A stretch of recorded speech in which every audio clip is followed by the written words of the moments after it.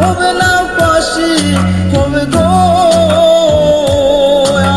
কুমিল্লায় ধর্ষণ মামলায় আলোচিত টিকটকার প্রিন্স মামুনকে গ্রেপ্তার করেছে পুলিশ। দর্শক, আপনারা ভিডিওটিতে দেখতে পারলেন যে টিকটকার মামুন জেলখানার পোশাক পরে একটি ভিডিও বানিয়েছে এবং সেই ভিডিওটি সে হয়তো টিকটকে আপলোড করে দিয়েছে।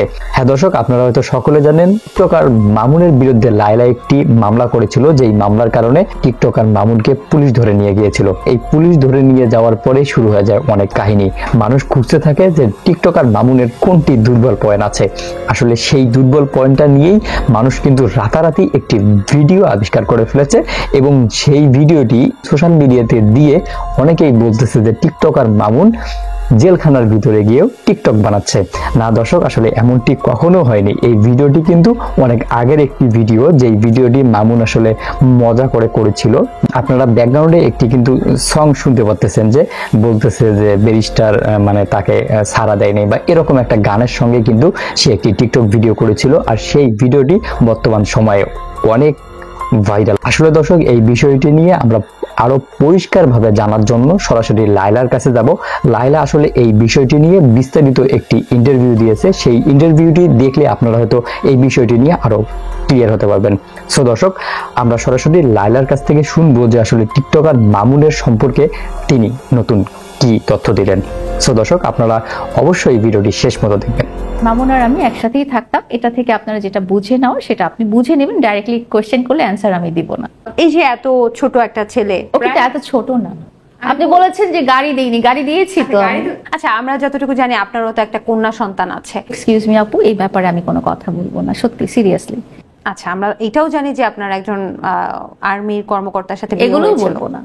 এগুলো আমার ভার্চুয়াল লাইফে বা সোশ্যাল মিডিয়াতে কোনোভাবেই ইম্প্যাক্ট ফেলে না। আপনি কি এখন আমার সাথে হাইপার হয়ে গেছেন? না, বাট আপনি অনেক কিছু বের করে ফেলছেন যেটা আসলে আমি বলতে চাই নাই। মামুনের সাথে লিভ টুগেদার করছেন, আপনারা এত চিন্তা মাথায় নেন কেন বলেন তো? আপনারা তো দেখাচ্ছেন।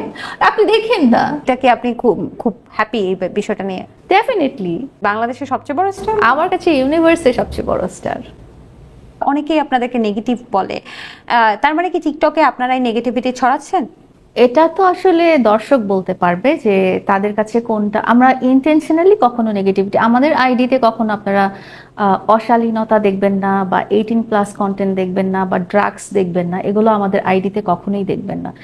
কিন্তু আমি যদি ভুল না করে থাকি, আপনি যেটা বললেন অশালীনতা, অনেকে তো বলে যে আপনি নাকি হচ্ছে মামুনের সাথে লিভ টুগেদার করছেন। সো লিভ টুগেদার করা বিষয়টা, যে একই বাসায় থাকছেন, একই সাথে কাজ করছেন বা খাচ্ছেন দাচ্ছেন, অনেক এইজের বাচ্চারা যখন টিকটকে ঢুকে তারা আসলে কি মানে লিভ টুগেদার করাই তো শিখবে নাকি? প্রথমত হচ্ছে যে আমরা স্ক্রিনে যেটা দেখাতে চাই সেটাই আপনারা দেখেন।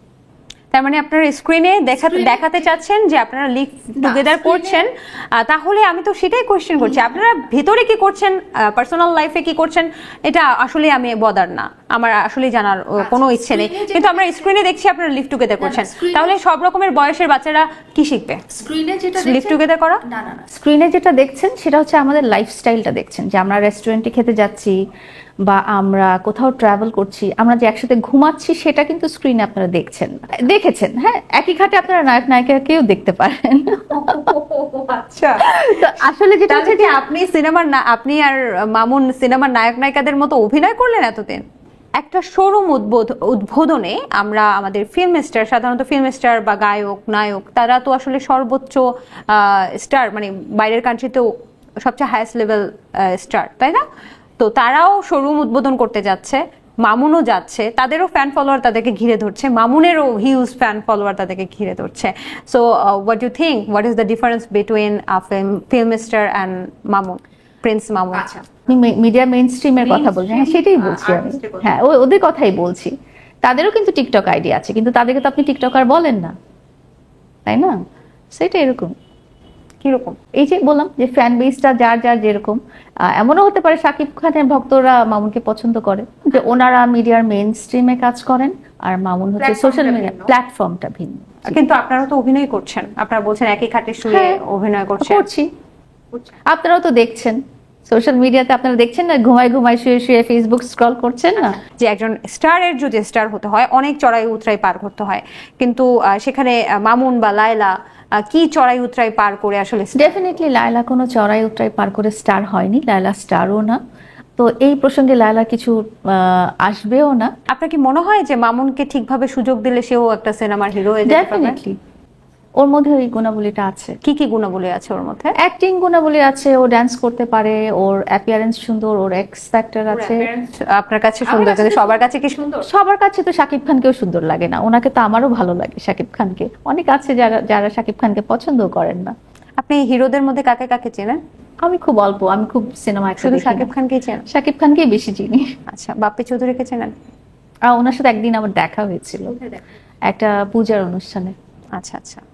তো এই যে যখন একজন হিরো কোনো সেটে যায় তখন যেভাবে আসলে দর্শকরা ঘিরে ধরে, মামুনকেও তেমন ভাবে ঘিরে ধরে।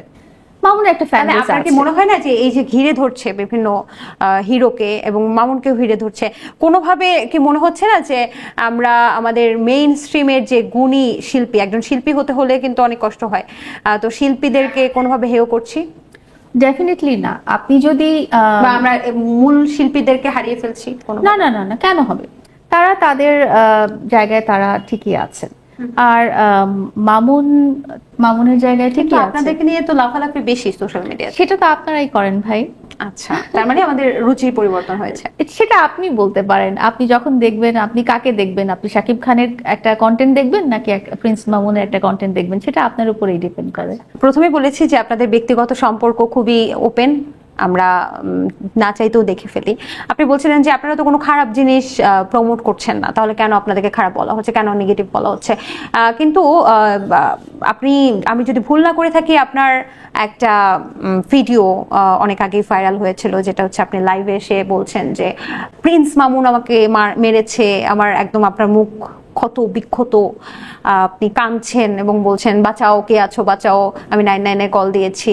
এরকম ভিডিও আমরা আসলে দেখেছি এবং আমরা এটাও শুনেছি তখন আপনি বিভিন্ন গণমাধ্যম বা যে ডিজিটাল প্ল্যাটফর্মগুলোতে যে বলছেন যে প্রিন্স মামুন হচ্ছে অ্যাডিক্টেড, সে হচ্ছে সরি আমি মানে কি এগুলো খাচ্ছে। সো আপনি কিভাবে বলছেন তাহলে যে এটা যে একটা নেগেটিভিটি না? ডেফিনেটলি ওই দিনের যে ইনসিডেন্টটা, এটা নিয়ে তো আসলে আপনার সাথে আগেও ডিসকাশন হয়েছে। ওই দিনের যে সিচুয়েশনটাতে আমি ছিলাম, ওইটা আমার জন্য একটা খুব ভয়াবহ একটা অ্যাক্সিডেন্ট ছিল। এবং অ্যাক্সিডেন্টের মোমেন্ট ওই দিন যেটা হয়েছে সেটা তো আপনি জানেন, এখন আর না বলি। আপনাদের দর্শকরাও জানে, হ্যাঁ দর্শকরাও জানে। দুঃস্বপ্ন মনে করছেন সব দর্শক আপনার সম্পর্কে জানেন, যেটা আছে যে দুঃস্বপ্ন মানুষ বারবার মনে করতে চায় না। আমি বারবার করে শুনতে চাই। সো দর্শক, আপনারা সরাসরি লাইলার মুখ থেকেই শুনতে পারলেন যে টিকটকার মামুন কিন্তু এই ভিডিওটি অনেক আগে করেছিল এবং এই ভিডিওটি অনেক আগের সোশ্যাল মিডিয়াতে আপলোড করা হয়েছিল। সো দর্শক, সেই ভিডিওটি আসলে কেউ হয়তো নতুন করে রিআপলোড করেছে, কারণ মামুন এই মুহূর্তে একটা মামলার মধ্যে আছে। এটাই একটা সুযোগ নিয়ে হয়তো ভিডিওটি আপলোড করা হয়েছিল। সো দর্শক, ভিডিওটি ছিল এতটুকুই। ভিডিওটি সম্পর্কে যে কোনো রকমের মন্তব্য করতে পারেন কমেন্ট বক্সে। আর দর্শক, আপনারা যদি আমার এই ছোট্ট চ্যানেলটিতে প্রথমবারের মতো এসে থাকেন, তাহলে অবশ্যই চ্যানেলটিকে সাবস্ক্রাইব করে রাখবেন, পাশে আসা বেল আইকনটি অন করে রাখবেন। আবার দেখা হবে নতুন কোনো ভিডিওতে, নতুন কোনো টপিক নিয়ে। ততদিন পর্যন্ত ভালো থাকুন, সুস্থ থাকুন। আল্লাহ হাফেজ।